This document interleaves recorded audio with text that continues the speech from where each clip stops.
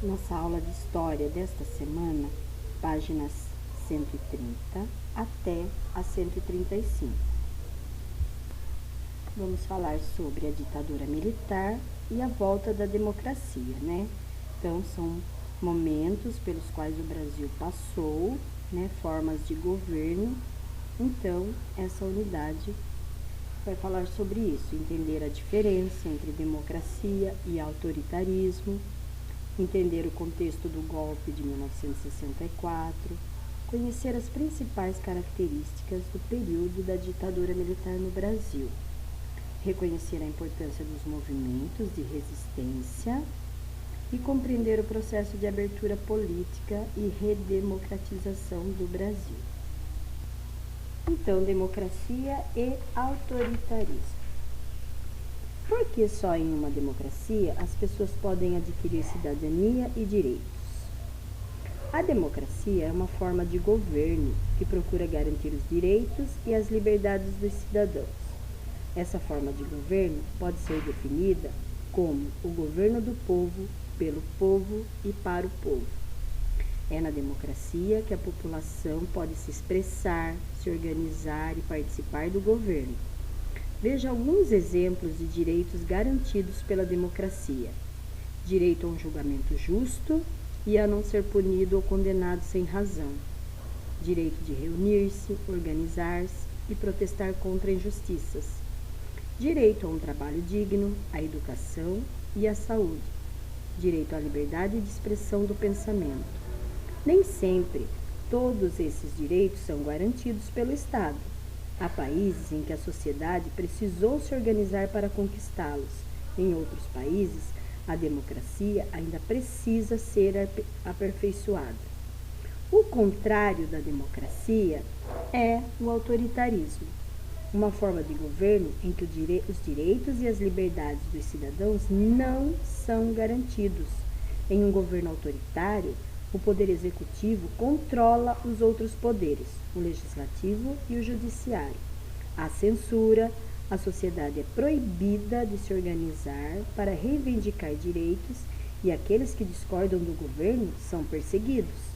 Nesta unidade, estudaremos um período em que o Brasil foi governado de maneira autoritária por civis e militares, entre os anos de 1964 e 1985. Os militares tomam o poder. Em 1964, ocorreu um golpe de Estado no Brasil.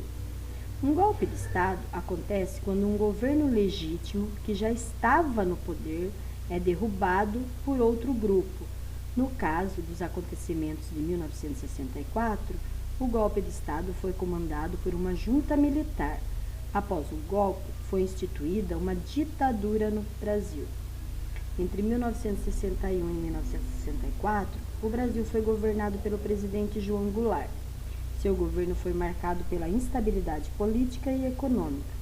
A inflação aumentava, ou seja, os preços das mercadorias subiam e os trabalhadores passaram a fazer protestos e greves nas ruas das grandes cidades.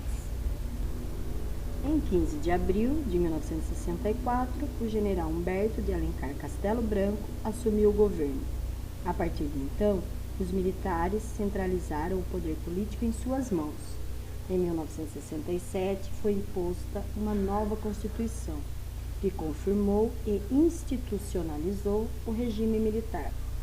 O período mais duro da ditadura foi de 1968 a 1974 e ficou conhecido como Anos de Chumbo. Muitas pessoas que se opunham ao regime militar foram perseguidas, presas e torturadas. Diversas outras pessoas que também não concordavam com os atos do regime militar foram forçadas a abandonar o país. O modo de governar dos militares.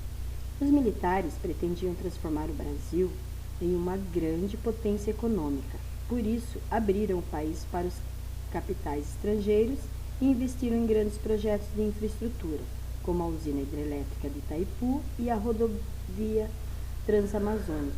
Essas medidas ficaram conhecidas como milagre econômico. Observe ao lado uma propaganda do governo militar no Brasil. O povo descontente com a política, completava essa propaganda com a frase: o último a sair, apague a luz. Brasil, ame-o ou deixe. Que mensagem o governo dos militares pretendia transmitir com essa propaganda? Então, pretendia informar que aqueles que não gostassem da forma como o Brasil estava sendo governado teriam que deixar o Brasil, o país. Qual é o significado da frase criada pelo povo? Na mensagem criada pelo povo, todos deveriam sair do Brasil para manifestar seu descontentamento com a política realizada pelos militares. Leia esse trecho do poema Nosso Tempo, de Carlos Drummond de Andrade. É tempo de meio silêncio, de boca gelada e murmúrio, palavra indireta, aviso na esquina.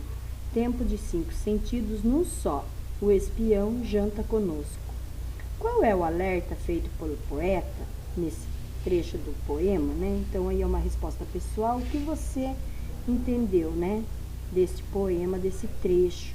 Então, nesse trecho ele fala a respeito disso, que as pessoas não poderiam se expressar, elas não podiam falar, então elas tinham que estar sempre prestando muita atenção nas pessoas que estavam próximas, porque qualquer coisa que elas falassem contra o regime militar, então elas poderiam ser punidas.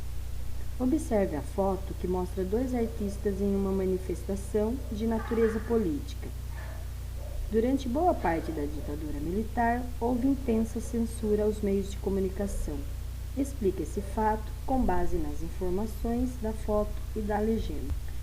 Então, o que nós podemos perceber? Que as redes sociais, por exemplo, hoje em dia, o rádio, a TV, são sempre meios de uma pessoa se manifestar, não é mesmo? Então, quando alguém quer se manifestar a favor ou contrário a alguma coisa, ela usa, os rádios, a TV, hoje, porque naquela época ainda não, mas hoje em dia nós usamos as redes sociais. Então, num regime militar, você não poderia fazer isso, Não poderia fazer crítica nenhuma em nenhum meio de comunicação. Então, por isso mesmo, os meios de comunicação também eram perseguidos e censurados para que ninguém pudesse se expressar contra o regime militar no Brasil. Observe a manchete de jornal e faça o que se pede. Jornal do Brasil, governo baixa ato institucional e coloca Congresso em recesso por tempo ilimitado. Essa manchete anuncia uma atitude democrática ou autoritária por parte do governo. Então, uma atitude autoritária, pois com o fechamento do Congresso, todo o poder ficou concentrado nas mãos do presidente militar. Em uma folha à parte, escreva um parágrafo sobre o que faz e quem compõe o Congresso Nacional. Depois compartilhe seu texto com os colegas. Então, observe aí esse esquema do Congresso Nacional.